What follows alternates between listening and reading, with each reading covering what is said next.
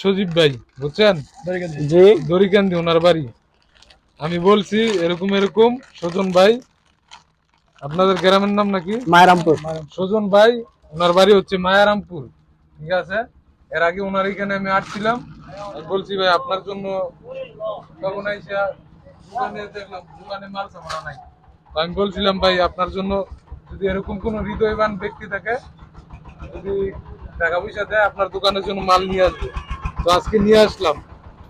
আপনি খুশি হয়েছেন তো? জি ভাই, আলহামদুলিল্লাহ অনেক খুশি, অনেক। তো দোয়া রইলো প্রবাসী সজীব ভাই, সজীব ভাইয়ের জন্য, ভাইয়ের বাড়ি দড়িখান্দি। তো আলহামদুলিল্লাহ ভাইয়ের জন্য মন থেকে, ভিতরে একবারে গভীর থেকে আমার দোয়া ও ভালোবাসা রইলো সজীব ভাইয়ের জন্য। আচ্ছা সজীব ভাইয়ের জন্য দোয়া করবেন। আপনার হাত তো নাই না? না ভাই, হাতগুলা কিভাবে আপনার চলে গেছে? এটি আজ থেকে 9 বছর আগে একটি দুর্ঘটনায় ইলেকট্রিক শর্ট খেয়ে আমার দুটি হাত নষ্ট হয়ে গেছে। ও, তো আপনি খাওয়া দাওয়া করেন কিভাবে?